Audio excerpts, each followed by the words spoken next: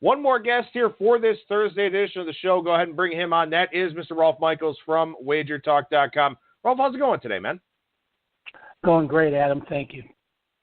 Good to have you back on the program here with us. And let's go ahead and dive right in, and we'll start with the NFL playoffs, AFC Championship game here this weekend. New England favored by 8.5, pretty much the consensus line out there now. A couple of 8s, a couple of 9s, nobody at 9.5 anymore like we saw yesterday. What do you think about the action we've seen thus far? I think the action is, obviously people are on the defensive team. People love playing against New England, just like a lot of sharps like playing on the Browns. I think Jacksonville's run is over. I think last week was the perfect storm. You had a Jacksonville team that had confidence going to Pittsburgh. Of course, they had picked off Ben 5 times in the upset at Pittsburgh. And they had a Pittsburgh team that was basically, I believe, overlooking the Jaguars and looking towards facing New England. Now you have Jacksonville on the road for the 4th time in 5 weeks. You have to remember they also had to play the first week while you have a much fresher New England team who had the bye week. And again, let's go back and remember where these teams came from. You have the Patriots, who are now making their 7th straight AFC Championship game appearance, while Jacksonville is only the 2nd team in the history of the NFL since they went with the seedings that won 3 or fewer games the year before and now is in a conference championship. If you're a Jags fan, I will tell you that the only other team to have done that was the New Orleans Saints in 2006, and they actually won the Super Bowl. But I look at New England, and I heard you and Brad talking about their defense and what they've done down the stretch. But what people aren't talking about is the defensive front of the Patriots. They had 8 sacks last week against Tennessee, and in their last 4 home games, they've had an incredible 25 sacks. That's 25 sacks in 4 home games for the Patriots. I think New England's the side in this one. And it's also interesting, too, to think about the fact that the Patriots, who, we've had Joe Everett on the show here throughout the season, and we've talked about this a lot. The Patriots just don't really have a ton of team speed, especially in the back 7. They're not as athletic as they've been in the past. So it kind of affected them early on in the year as they were trying to figure out what they wanted to do, how they wanted to scheme this defense. I think that's a clear sign of the progression that they've made to get 8 sacks against a mobile quarterback like Marcus Mariota. I think it shows that, maybe they have figured this thing out a little bit, solved that puzzle that was a problem for them early on in the year. And I think it's an excellent point by you that, you're buying on an offense that is already very good, but now you're buying on a defense that's trending up as well. And you have to remember that the Jaguars have one of the best sets of cornerbacks in all of football. So when you have a wide receiver-heavy offense like Pittsburgh is, those cornerbacks can shut down the wide receivers. New England's strength is throwing to Gronkowski, throwing to the running backs. They don't have the linebackers that can cover those facilities for the Patriots. So while the Jaguars have been able to shut down a lot of teams, New England's the exact offense that has caused them trouble. And just an outlier, this really doesn't have much to do with the game for me, but I like bringing up interesting facts just so people can put it in perspective. From our friend Mark Lawrence and the Playbook newsletter, when a playoff team scores 40 points or more, like Jacksonville did last week, the following game they are 4-25-1 against the spread. So only 4 times in 30 games has a team scored 40 points and won the game and then covered the next week. That is really interesting. I mean, the devil's advocate point that I would make is that, if you're going to hang a big number like that, you probably have an inflated line the following week. For Jacksonville here, they're playing New England, where you don't get a whole lot of respect because New England's covered 28 of the last 36 games that they've played. So I wonder about, how applicable that trend is here to this game. But I do think that, you kind of run into a situation here where, people start thinking that maybe this Jacksonville offense is the offense that put up a ton of points in the regular season.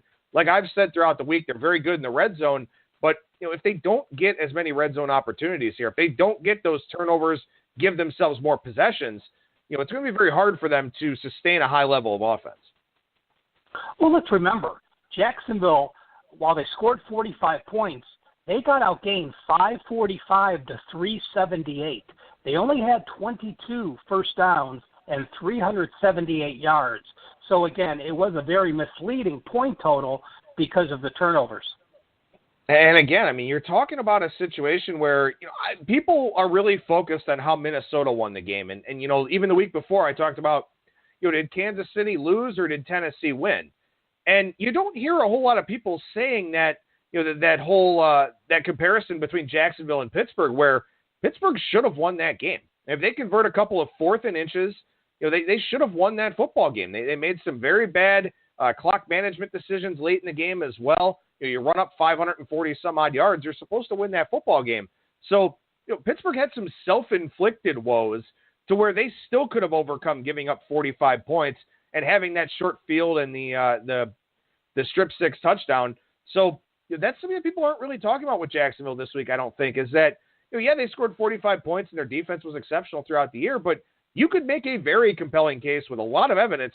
They should have lost that game last week, and this should be Pittsburgh versus New England again. And I completely agree with you. And perhaps I can put my name in the hat for the offensive coordinator position for the Steelers, and I'm going to bring in a play that they've never heard of, which is the quarterback sneak with the biggest quarterback in the NFL. But that's another story. And again, let's just preface this statement by saying Jacksonville is on the road for a 4th time in 5 weeks, where New England has played their last 3 games at home and had a bye. You can't get a bigger scheduling situation than that as well. When it comes to between the lines, both in the NFL and college football, I mean, outside the lines, there are a lot of things that piss me off.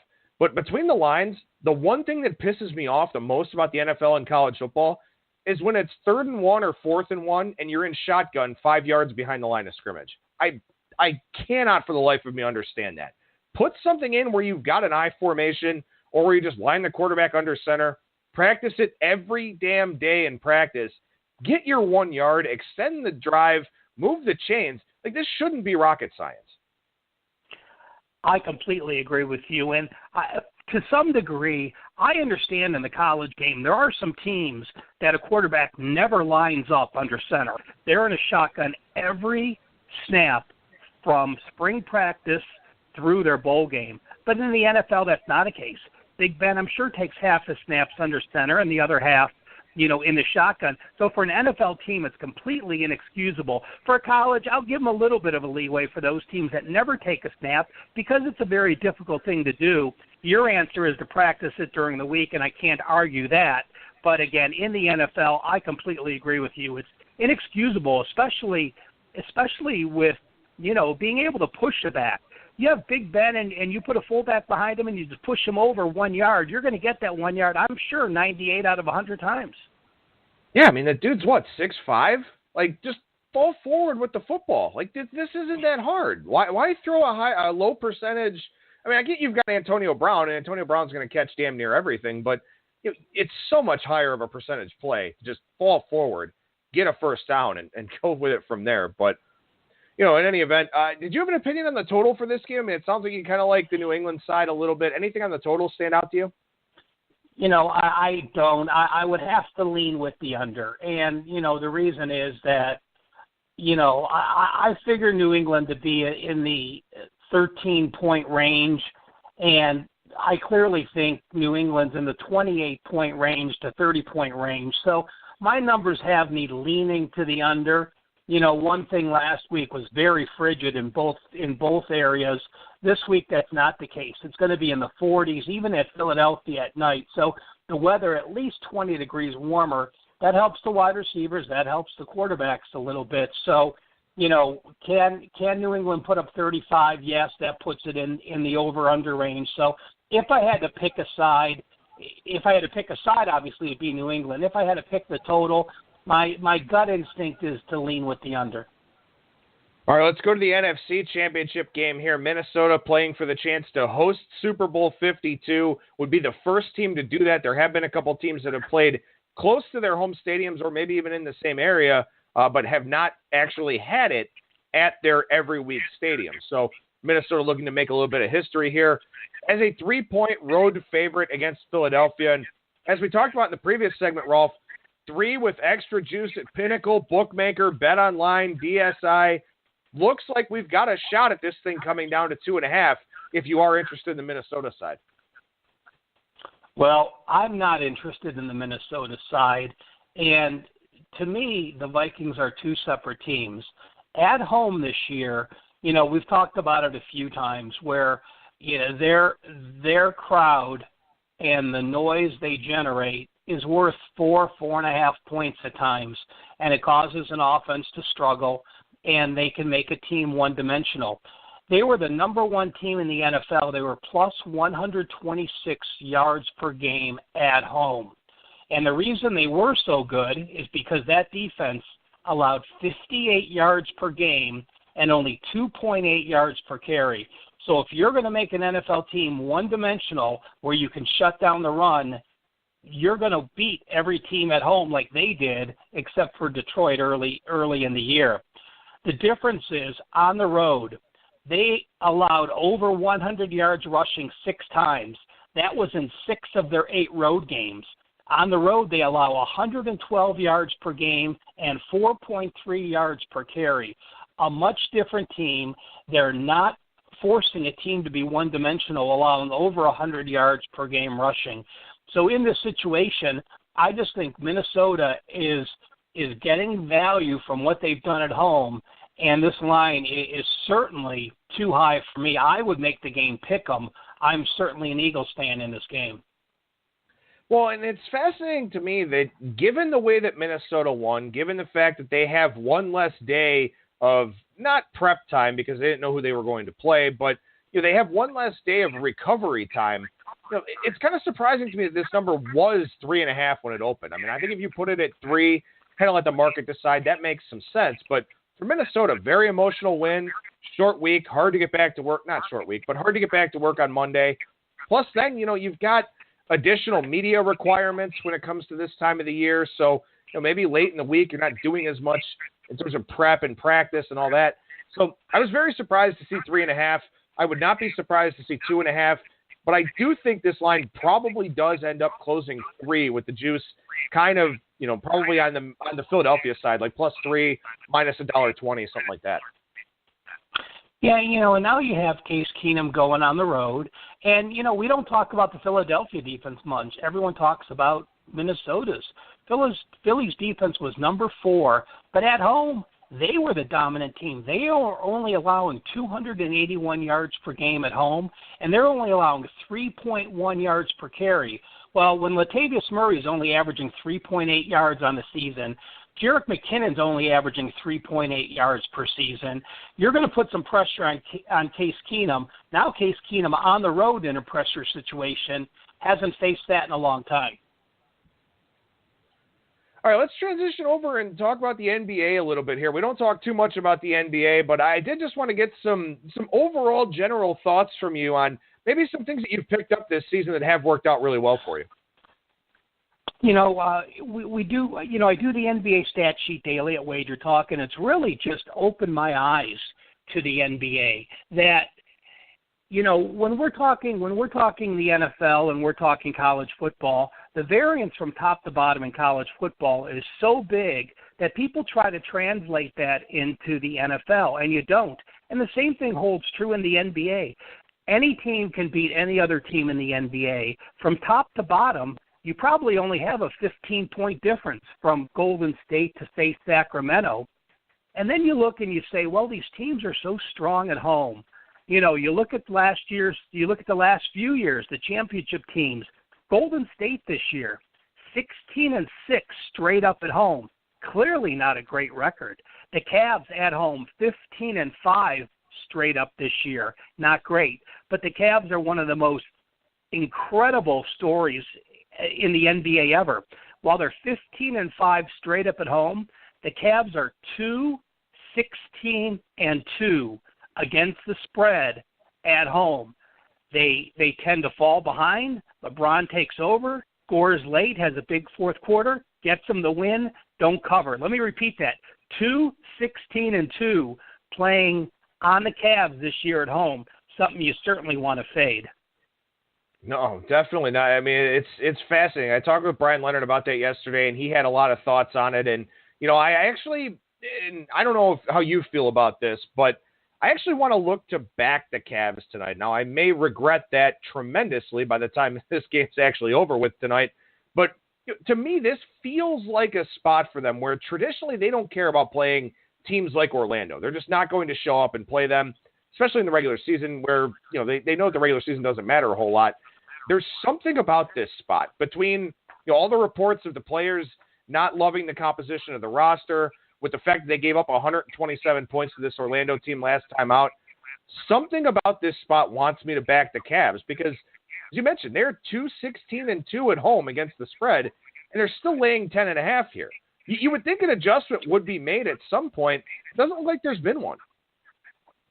Well, you have to remember, though, they are playing the worst team in the Eastern Conference. Orlando's 13-31 on the season. That ties Atlanta for the worst record in the East. So, it has something to say when you've been the best team in the Eastern Conference for the last 3 years. You're playing the worst team, and you're only laying 10 points. Again, but the Cavs the last 2 weeks, take a look, 1-4 straight up, 0-5 ATS. And they're just a team that I've had the same thought as you.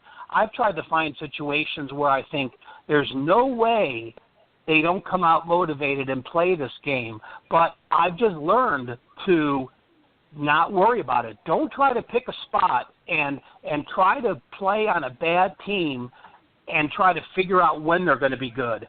Just let them become good and then back them at that point. So, as my best bet in the Wager Talk NBA stat sheet today, I did use Orlando plus 10.5. And, again, it's that the stat sheet is a little different. I'm not looking at injuries. I'm not looking at situations. I'm just taking the information that's on the sheet, figuring out what the best bet is for that. So it's a little bit different. But I've learned with the Cavs, I'm not going to step in their way. If they become a power again and start to play defense, they're going to have to play defense before they can cover games. And until they do that, I'm not going to back them. All right, so let me ask you about this here. As you mentioned, you feel like from doing the stat sheet that you put together, your spread from 1 to 30 in the NBA would be probably 15 points on a neutral, maybe give or take a half point or a full point, depending on, if Golden State's fully healthy and all that type of thing. Obviously, that's not the situation in college basketball where you could have teams that are favored by 30 or 40 over somebody, with regularity in terms of the non-conference portion of the season. So how do you handicap the NBA differently from college basketball? I mean, do you use the adjusted efficiency metrics? Does that lose some of its luster because you've got 10% of the teams in the NBA that you have in college? So, there's not as big of a gap. So maybe those adjusted numbers don't mean as much. What factors in the most to your NBA handicap? I look at current form, and, on the stat sheet, it has what they've done the last 2 weeks. In a period of 14 days, teams are going to play between 5, 6, sometimes 7 games, and you get what their records are. I have the ATS and the over/under records. It gives you their average 0.4 points against, the average line, and the average over/under line. So when you're comparing what they've done, take a look at what the teams have done in current form. The Indiana Pacers tonight are traveling to Portland. Indiana's 5-1 straight up and against the spread the last 2 weeks. The average line is minus 1.8. So that's pretty good. You're basically a pick'em in 6 games, and yet you're 5-1 straight up in ATS. On the road, they're 2-0 straight up in ATS. Tonight they're playing a Portland team that over the last 2 weeks is 2-5 ATS, and that was with an average line of 0.9. So they were an average of a 1-point dog in that game. In the average score, 112 to 111. They've won those games by 1 point per game. And at home, they're 1-2 ATS with an average line of -6. So in current form, I look at the Pacers tonight and the way they're playing the last 2 weeks, the way they've played on the road the last 2 weeks, versus an opponent who's played poorly in both situations.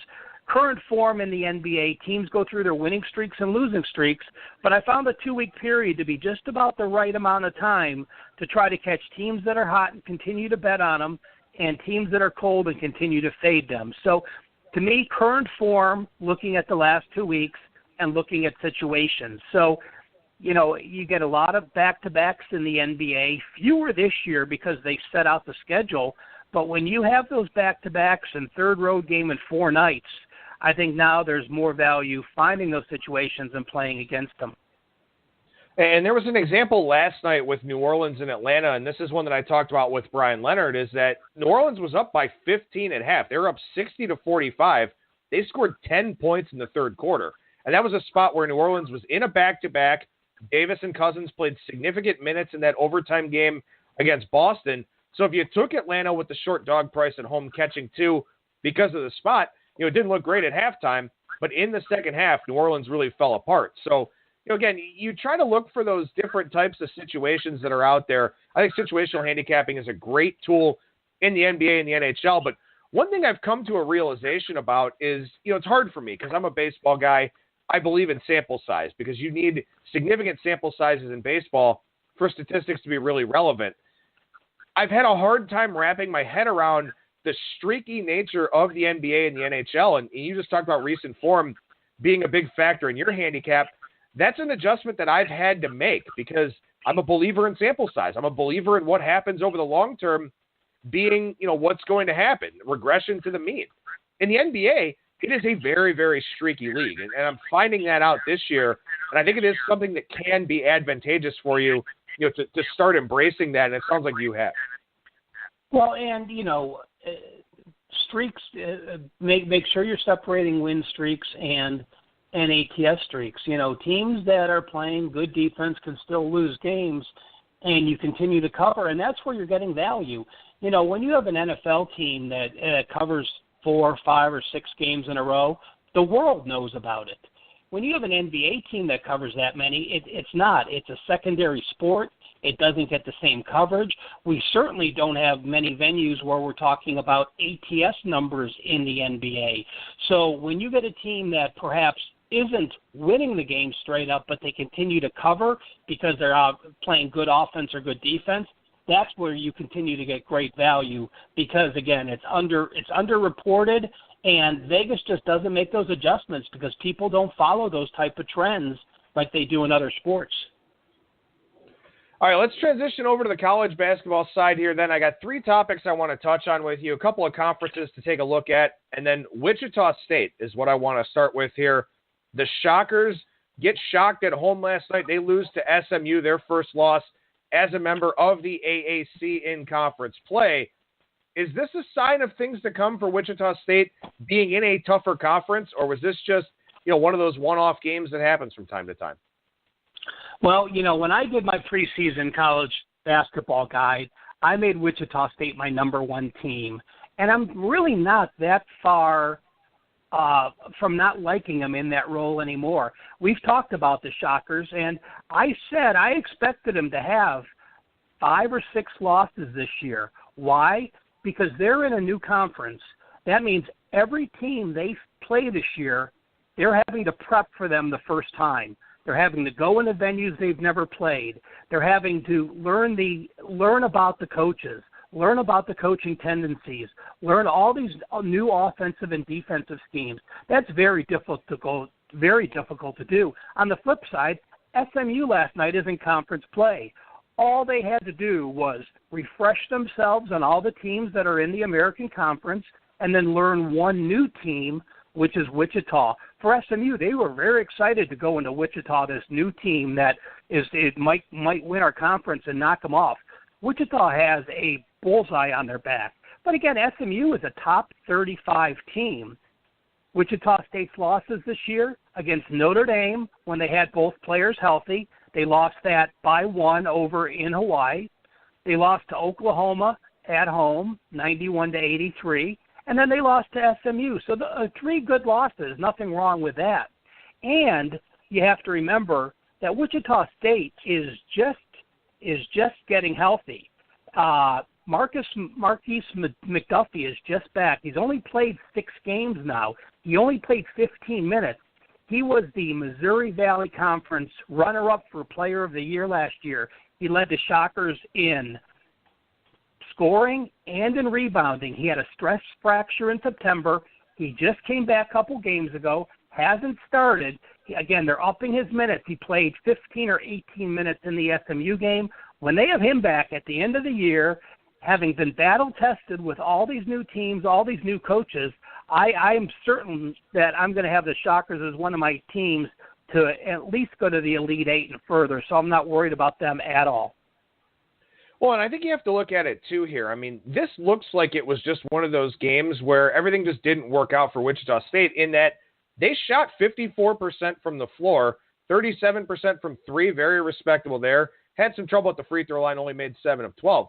But SMU was 30 of 47 from the field, 50% from three. They were 11 of 22 from distance. So maybe this is a sign that Wichita State's defense needs to make some adjustments to playing in the AAC. And, of course, on the heels of that close win over Tulsa, maybe there is something to it here, a little bit of credence to that point, that they are struggling a little bit here in the middle of the conference play season. But still, how often is a team going to shoot 64% against you and only win the game by 5? So, are you looking to come back on Wichita State here with them coming back to earth a little bit? They play at Houston on Saturday, or will you wait and let them sort of figure this thing out first? We'll see. If they come a dog against Houston, I will certainly back them. Wichita State actually has the longest road win streak, true road games in the NCAA at 11 straight, and they're very proud of that. And they actually, to them, it's a battle to go to these venues and try to win.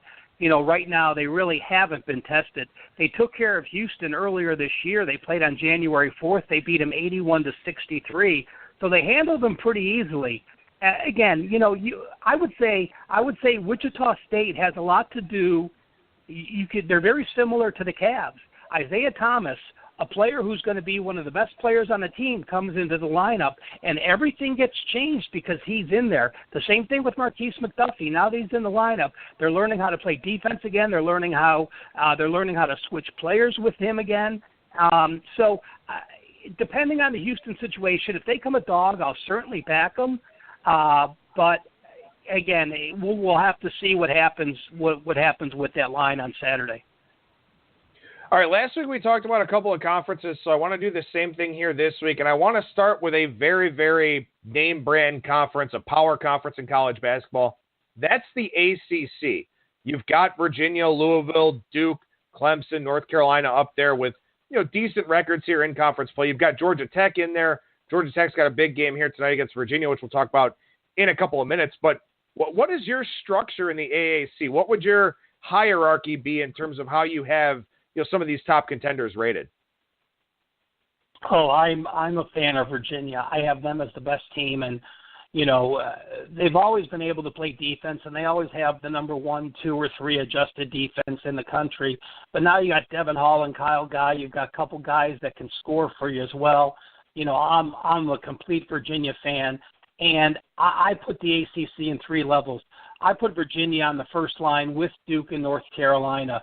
Duke at 16-2, North Carolina 15-4. A couple issues with what they lost, but when you have that coaching, that pedigree, those players that know how to get better as the season progresses, I clearly think those are on the A line. On the B line just below them, Clemson's making their move, but again, until they learn to win some big games on the road, I have Clemson, Florida State, Louisville, Miami, and Notre Dame on the next line. Notre Dame was a team that might have been on the top line, hence the 2 injuries they had. And with Bonzi, if Bonzi comes back healthy, Notre Dame may be able to move up to that first line. But, you have the teams, again, Clemson, Florida State, Notre Dame, Louisville, Miami, teams that can beat anybody at home, but teams that, when they go on the road, have yet to be able to be consistent and win. And then Virginia Tech and Syracuse. I mean, these teams are teams that everyone knows. They have unique styles. Obviously, you have the Syracuse zone and you have the Virginia Tech offense, which is just one of the fastest pace there are. So they catch people by surprise. I look at to play those situations when you play a team that has poor defense, and then you got to play Syracuse on the road, or you play a stodgy offense, and then you have to play Virginia Tech. Those are the 2 teams that are sort of the shocking teams that catch people off guard and can pull the big upset against anyone. All right, so let's talk about that Virginia-Georgia Tech game here tonight. That's game 539, 540 on the board, 8 o'clock Eastern time tip-off. Virginia's a 7.5, 8-point favorite here in this one, and it's always interesting to see Virginia laying big numbers, particularly on the road, because they slow the game down so much with that great pack line defense that they play there with Tony Bennett. What do you think about them tonight? I mean, is this a spot where Georgia Tech kind of gets exposed a little bit with that early 3-1 record in conference play, or is this a little bit tricky of a game here for the Cavaliers going out on the road? You know, I love Georgia Tech's defense and what he's done this year. I mean, they're holding people, in the low 40s, and they're playing legitimate defense. Josh Pastner really has them playing well. They've already beat Miami of Florida at home. They beat Notre Dame at home. And this total, I mean, this is the lowest total this year, and it might be the lowest total. I think it's 119. I think it opened 112 or 113. And I would still be apt to play this under because of the way these teams play defense and the tempo they had. Now, normally I'd be all over Georgia Tech, and when you have a good home dog getting 7 points, I normally back them, but I'm a little bit gun-shy. On this past Tuesday, I had Cincinnati against Central Florida, almost the same situation. Two elite defenses, two slow-tempo teams. The score was 49-38. I lost that game. I took UCF plus 7.5. So I equate that game to be very similar to this game, where you have the superior team on the road laying 7 or 8 with a total of 120. And since I lost that game Tuesday, I'm not going to back Georgia Tech this week because it's the exact same situation. But if I had to give an opinion out, I would give out Georgia Tech plus the points and under 119, incredibly, in this game. First one to 55 wins the game. Yeah, and this is one, if you look out there at Bookmaker, it did open 112. It's 117 now at Bookmaker. I think it's 117.5 at Pinnacle. So this one, has gone up a little bit since the open just because it's so rare to see a total get posted that low in college basketball. But as you mentioned, I mean, if there are two teams that warrant something like this, it probably is these two. All right, let's talk about a conference that we haven't talked about really at all on the show here. I think we've kind of mentioned Duquesne a little bit in passing, but outside of that, not a whole lot of love for the A-10 on Bang the Book Radio, so let's change that today. And, Rolf, as this thing currently stands right now, is this a one-bid league with Rhode Island being the only one? Oh, I think the way it stands now, the way it's going to stand in March, I think it's a one-bid season. Last year, 7 teams had 20 or more wins. Dayton was the leader at 24-8. They won the conference with a 15-3 record, followed by VCU, Rhode Island, and Richmond. And this year, besides Rhode Island, St. Bonaventure is the only team that can reach 20 wins, and I don't even know if they're going to get there. So this could be an incredible conference going from, going from 7 teams to have 20 wins to only 1 this year. A lot of it is your top 2 teams, Dayton and Virginia Commonwealth, had brand new head coaches and returned only 1 starter. So you saw the top 2 teams fold. Rhode Island was there with their 3 returning starters. Richmond returned 3, and St. Bonaventure returned 4. So as far as my power ratings go this year, I clearly had Rhode Island. I had them as my number 47 team preseason. My next best team was St. Bonaventure at number 72. So you see the gap from first to second in this. If Rhode Island gets beat in the conference tournament, will they be good enough to get an at-large bid? I don't know. The 3 best teams they've played, Nevada, Virginia, and Alabama, they lost to. Their best wins, Seton Hall and Providence. I don't know if that's good enough to get in.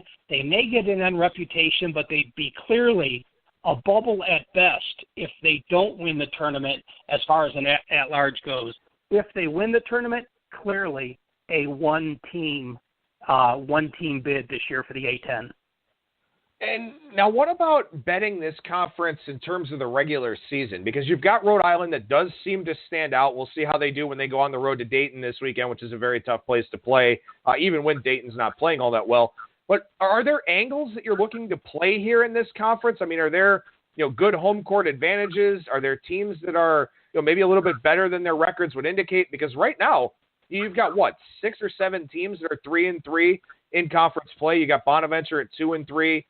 Duquesne is surprising 4-2 there with Keith Dambrot. Is there an edge to be had in this conference? Is there somebody that's better than they've played, or is there a team that's got a coach that can get them over the hump? Well, there's the one thing I've played a few times this year is playing against Virginia Commonwealth. You have the bully finally back down to where he can get beat and get bullied, and it's happened. Virginia Commonwealth lost to Richmond by 15 last night. They went to Dayton. They lost by 27 points on the road against a Dayton team that's probably not even as good as them. So teams that have been bullied by Dayton and Virginia Commonwealth for so long are now getting their chance to bully back. So I look to fade those teams.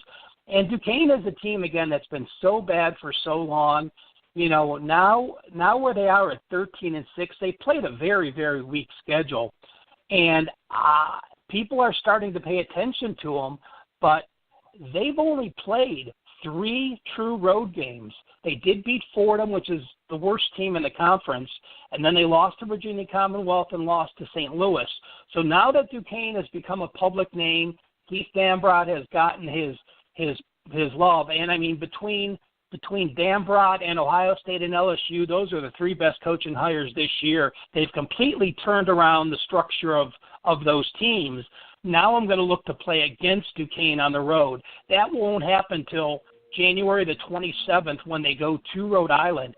So if they beat George Mason coming up on Saturday and beat Richmond and they're 15-6, we're going to get maybe a 9 or 10 point line at Rhode Island, and I'll certainly look to make Rhode Island a top play, and then they'll play George Washington after that. So although we're into January 20th or mid-January now, again, Duquesne's only played 3 true road games, and there's a lot of value playing against them when they play the rest of these road games out. And this is something I love about college basketball. I feel like more so than any other sport, you can circle some of these games that are coming up down the line, keep them in the back of your mind, remember them, and then if the line is right, look to strike and take advantage. So I love doing stuff like that here on the show. Rolf, what about tonight's card? Anything really stand out for you as a best bet here this evening? Yeah, let's give out game 524.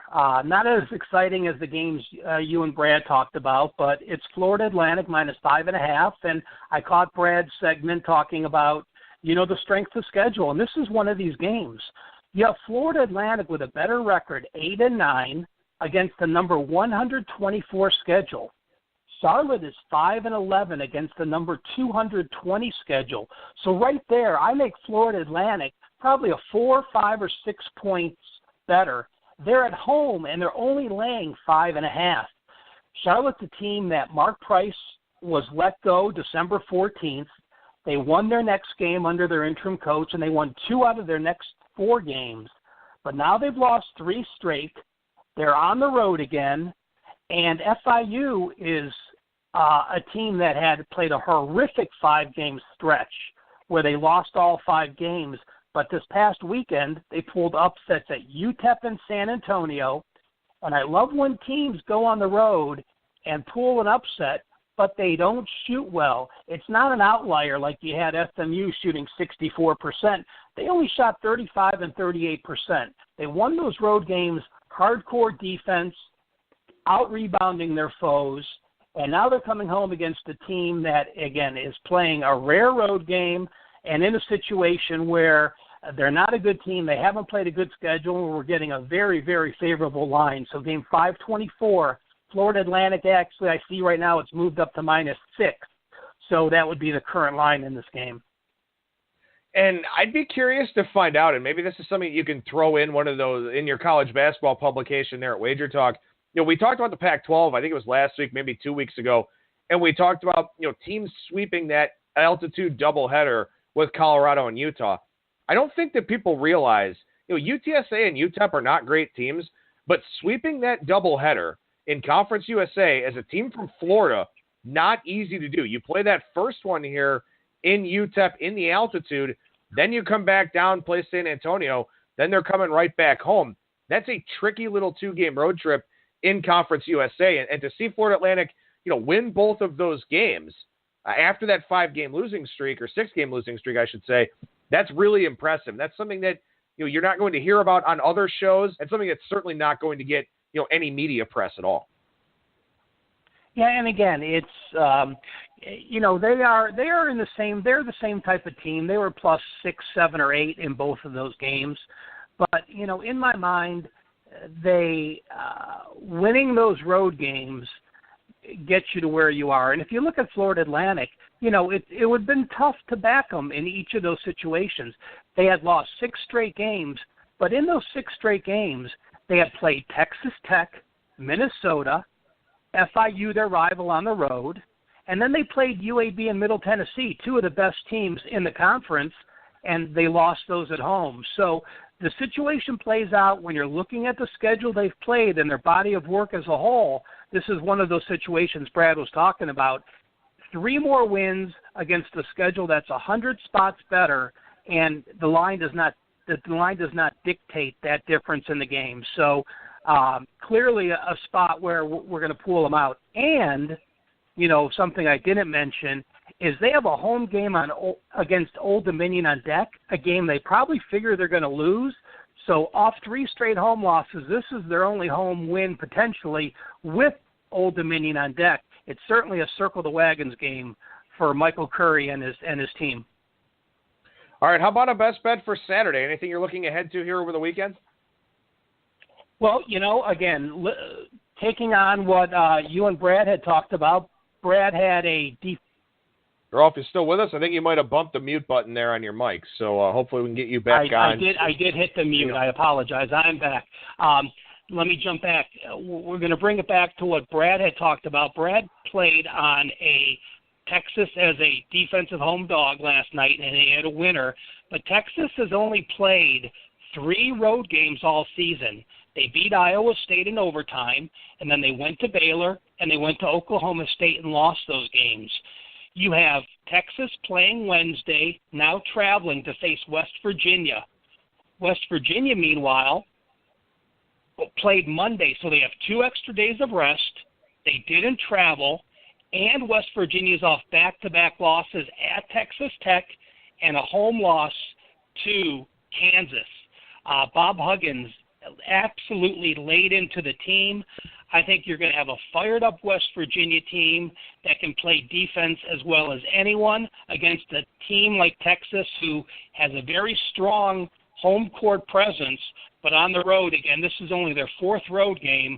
I think West Virginia handles them easily. I expect the line to be about 10 or 11 in this game. No worries with West Virginia's offense and defense. They get the win and cover against Texas. Rolf Michaels from WagerTalk.com. You mentioned the stat sheet that you do for the NBA. What else you got going on over there? You know what? The up Friday will be the new college basketball guide. It'll have my power ratings numbers. It'll have the scoring margins for teams and the rankings in those. That'll be Friday after 12 noon each and every Friday.